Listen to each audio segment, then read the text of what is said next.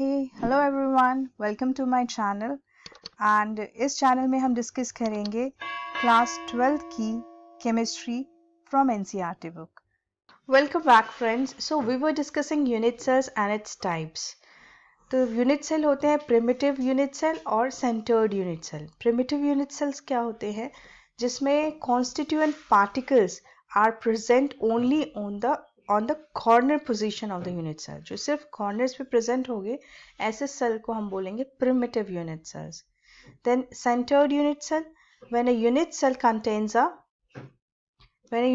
Contains जब corners पे plus और कहीं भी प्रेजेंट होंगे, when the constituent particles are present on the positions other than the corners in addition to those at the corners। Corners पे तो present होंगे ही, उसके साथ साथ वो और जगह पे भी प्रेजेंट हो सकते हैं, उन्हें हम बोलेंगे सेंटर्ड यूनिट सेल। अब centred unit cell, primitive unit cell की कोई और टाइप्स नहीं हो सकते, फॉर्म्स नहीं हो सकती, लेकिन सेंटर्ड यूनिट सेल्स के हो सकते हैं। कि कैसे हो सकते हैं? तीन टाइप्स के हो सकते हैं। First is BCC, body centred unit cell, FCC, face centred unit cell, and end centred unit cell. तो बीसीसी होता है बेसिकली जब कॉर्नर्स के अलावा वो प्रेजेंट होगा बॉडी सेंटर पे, corners almost and also one atom at its body center। FCC में it contains atom at the corners and at the center of all the faces of the cube। और FCC में होगा कि वो corners पे plus face centered पे present होगा। अब the atom present at the face center is shared between two adjacent unit cell, दो के बीच में शेयर होता है, तो only half of each atom belong to an individual cell, तो उसकी कॉन्ट्रीब्यूशन सिर्फ और सिर्फ हाफ रहेगी। और एंड सेंटर में क्या होगा? कॉर्नर्स पे प्रेजेंट होगा प्लस वो एंड सेंटर पे प्रेजेंट होंगे। इसके बारे में आगे डिस्कस करते हैं नेक्स्ट स्लाइड में। In all there are 7 types of primitive unit cell. कितने टाइप्स के होते हैं? 7 टाइप्स के होते हैं। पहला है cubic, rhombohedral, tetragonal, hexagonal, triclinic, orthorhombic, monoclinic. ये 7 तरीके के पॉसिबल है। इनको कैसे याद करेंगे? क्यू रोता है Tom, CU is for our cubic, RO is for our rhombohedral, TA is for tetragonal, hexagonal के लिए H है, और ऐसे ही टॉम के लिए ट्राइक्लिनिक, ऑर्थोरोम्बिक एंड मोनोक्लिनिक। तो इससे हम ये निमोनिक ऐसे याद रख सकते हैं इसे। अब क्यूबिक में ये 3 टाइप के पॉसिबल हैं, primitive, body centred, face centred. इसमें क्या होगा कि एज लेंथ है जो तीनों इक्वल होगी, एक्शियल एंगल्स हैं, ये बहुत इंपॉर्टेंट है, इसे लर्न करना। Alpha equal to beta equal to gamma equal to 90 degree, तीनों 90 डिग्री होंगे। इसके एग्जांपल्स हैं NaCl, zinc plate, copper. Rhombohedral सिर्फ प्रिमिटिव टाइप का होगा, इसमें A equal to B equal to C, तीनों इक्वल होंगे। Alpha equal to beta equal to gamma, जो कि is not equal to 90 degree, वो 90 डिग्री नहीं होंगे। ये इसके एग्जांपल्स हैं। टेट्रागोनल 2 टाइप्स के हो सकते हैं, प्रिमिटिव एंड बॉडी सेंटर्ड। इसमें A will be equal to B and B is not equal to C। Alpha equal to beta equal to gamma equal to 90 degree, तीन 90 डिग्री होंगे। Hexagonal primitive है, इसमें और कोई नहीं होगा। A equal to B is not equal to C। Alpha equal to beta is equal to 90 degree and gamma equal to 120 degree. Triclinic में primitive possible होगा, जिसमें कोई भी इक्वल नहीं होगा। इसमें सबसे अलग है, A is not equal to B is not equal to C and alpha is not equal to beta is not equal to 90 degree.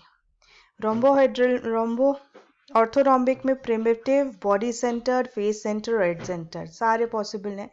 इसमें तीनों साइड्स इक्वल नहीं होंगे, is not equal to B is not equal to C और alpha is equal to beta is equal to gamma is equal to 90 degree.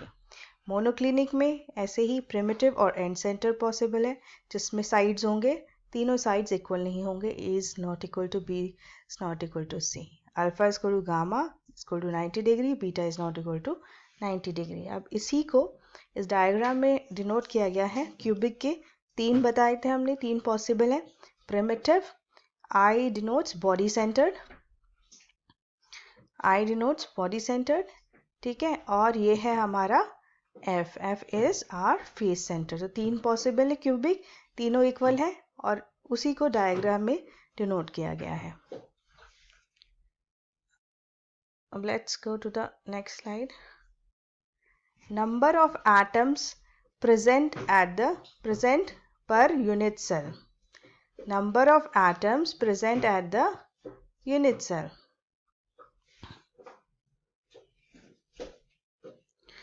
Simple cubic में corner पे होते हैं 8 atom. हर corner के कितने कॉर्नर्स होते हैं? 8 कॉर्नर्स आर पॉसिबल। तो हर एक पे एक है, 8 होते हैं टोटल मिला के, और हर एक की कॉन्ट्रीब्यूशन होती है 1/8। हर एक की कॉन्ट्रीब्यूशन होती है 1/8। तो 8 into 1/8 is equal to 1। Face पे होता नहीं है, सेंटर पे होता नहीं है, तो उसमें एटम होगा 1। फेस सेंटर में कॉर्नर्स पे होते हैं 8 इंटू 1/8 और फेस पे होते हैं 6। हर फेस पे होगा और हर एक फेस पे 2 में शेयर होता है, तो 1/2 इसकी कॉन्ट्रीब्यूशन है। तो दिस इज 3 और 1, 3 + 1 इज 4। बॉडी सेंटर्ड में कॉर्नर्स पे प्रेजेंट है प्लस एक सेंटर पे प्रेजेंट है बॉडी सेंटर पे, तो 1 + 1 इज 2। एंड सेंटर पे हमारे पास है कॉर्नर्स पे एक है और 2 एंड सेंटर 2 प्रेजेंट है, तो 2 इंटू 1/2। फेस में 6 प्रेजेंट है हर एक फेस पे, यहाँ पे एंड सेंटर में सिर्फ 2 एंड्स पे प्रेजेंट होते हैं, तो 1 and 1 इज 2। आप इसको ऐसे भी देख सकते हैं। सिंपल क्यूबिक पे था हमारा कंट्रीब्यूशन पर एटम, कितना था? कंट्रीब्यूशन पर एटम वाज 1/8। कॉर्नर्स पे होता है वो 1/8 कंट्रीब्यूट करता है। नंबर ऑफ एटम्स 8 इंटू 1/8, तो टोटल एटम्स कितने होंगे जो हमने लास्ट टेबल में डिस्कस किया वही चीज़ है, 1 atom per unit cell. Face centre में 8 कॉर्नर्स होते हैं और 6 फेसेस होते हैं, तो नंबर ऑफ एटम्स कितने होंगे? 8 into 1/8 into 8 plus half into 6, तो 1 + 3, 4 एटम्स। बॉडी सेंटर्ड में 8 तो कॉर्नर्स पे प्रेजेंट होगा, एक बॉडी सेंटर में, तो number of atoms would be 8 into 1/8, और जो बॉडी सेंटर में होगा वो एज सेंटर में प्रेजेंट है तो वो सिर्फ पूरा का पूरा कंट्रीब्यूट करेगा, तो 1 लेंगे उसको, तो 2 atoms per unit cell. And centred में जो है number of atoms is equal to 2 into 1/2। End पे प्रेजेंट है 2 प्लस 8 इंटू 1/8, तो 2 एटम्स पर यूनिट सेल। अब हम बात करेंगे पैकिंग फ्रैक्शन की और पैकिंग एफिशिएंसी की। पैकिंग फ्रैक्शन क्या होते हैं? बेसिकली पैकिंग फ्रैक्शंस जो होते हैं, it is the ratio of the volume of the unit cell, ratio of the volume of the unit cell that is occupied by the spheres to the volume of the unit cell। Formula क्या बना है इसका? Volume occupied by atoms, atoms से कि जो जितने atoms present है उन्होंने कितनी वॉल्यूम ऑक्युपाई करी है upon volume of unit cell, ठीक है। और पैकिंग एफिशिएंसी क्या होती है? परसेंटेज होती है, ये percentage of total space filled by the particles.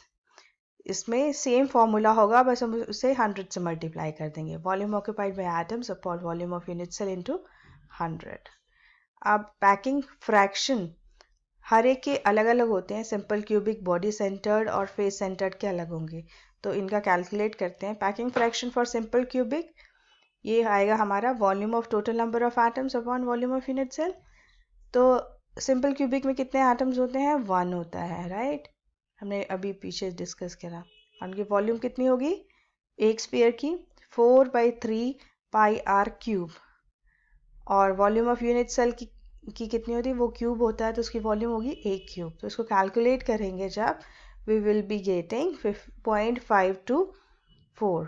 तो इसको पैकिंग एफिशिएंसी कैसे, ये पैकिंग फ्रैक्शन हो गया, तो इसकी पैकिंग एफिशिएंसी कितनी आ जाएगी? 52.4%। तो हमें याद रखनी है चाहिए सिंपल क्यूबिक की पैकिंग एफिशिएंसी होती है 52.4%। ऐसे ही कैलकुलेट करेंगे बॉडी सेंटर्ड और फेस सेंटर्ड की।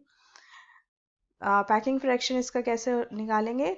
2 इंटू बॉडी सेंटर में कितना होता है टोटल नंबर ऑफ एटम्स, हमने कैलकुलेट किया था अभी पीछे, 2 into 4/3 pi r cube upon a cube. तो इसको ऑन कैलकुलेटिंग क्या आएगा हमारे पास? अब यहाँ पे कैसे कैलकुलेट करेंगे? ए जो होता है, ये रिलेशन होती है इन दोनों के बीच की, A is equal to 4r upon √3। तो इसको हम यहाँ पे डालेंगे, ए क्यूब की जगह ए की वैल्यू यहाँ रख देंगे पुट करके, और उसको सॉल्व करेंगे तो will be getting 0.68 packing fraction. तो पैकिंग फ्रैक्शन एफिशिएंसी क्या आ जाएगी इसकी? 68%। फेस सेंटर्ड के केस में क्या होगा? फेस सेंटर्ड में कितने होते हैं टोटल एटम्स? 4। ना 4 into 4/3 pi r cube upon a cube. अब ए क्यूब की इस केस में क्या होती है relation? A is equal to 2√2r।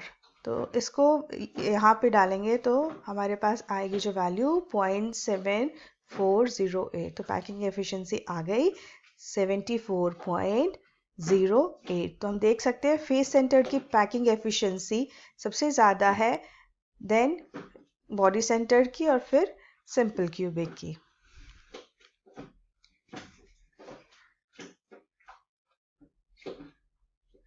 अब निकालते हैं डेंसिटी कैलकुलेशंस। डेंसिटी कैलकुलेशंस कैसे करेंगे हम? इसका एक सिंपल सा फॉर्मूला होता है कि density of unit cell is equal to mass of unit cell upon volume of unit cell. तो मास क्या है? ये फॉर्मूला हमारे पास बन गया है, D is equal to Z into m/na upon a cube. This is a cube, ठीक है। तो इसको सॉल्व करके na नीचे आ जाएगा, ZM upon a cube na। इसको बहुत अच्छे से याद रखना है, इस पे न्यूमेरिकल्स आते हैं। तो D is density, Z is number of atoms, कितने नंबर ऑफ एटम्स होंगे, वो BCC है या बॉडी सेंटर्ड है या FCC है। A जो है एज लेंथ है, ये गिवन होगा या निकालना होगा एज लेंथ, और Na है एवोगाड्रोस नंबर। तो इनसे हम क्या निकाल सकते हैं? अपनी डेंसिटी निकाल सकते हैं यूनिट सेल की। अब बात करेंगे कोऑर्डिनेशन नंबर की। कोऑर्डिनेशन नंबर क्या होता है? इट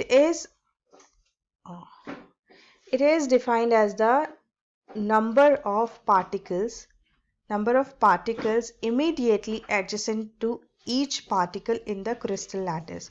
मतलब कोई ये सेल यहाँ पे प्रेजेंट है, इसके पास में कितने सेल प्रेजेंट है जो इसको टच कर रहे हैं, उसे हम बोलेंगे कोऑर्डिनेशन नंबर। सिंपल क्यूबिक में इसका कोऑर्डिनेशन नंबर होता है 6, याद कर रखना है। बॉडी सेंटर्ड में होता है 8, फेस सेंटर्ड में होता है 12, ठीक है। Simple cubic 6, body centred 8, face centred 12। एक चीज़ और है कि high pressure increases CN, pressure high करेंगे तो कोऑर्डिनेशन नंबर बढ़ जाएगा और पास आएंगे मॉलिक्यूल्स, और high temperature decreases the CN। तो जब हम प्रेशर को हाई करेंगे तो CN coordination number will increase, जब टेम्परेचर को हाई करेंगे CN नंबर विल डिक्रीज।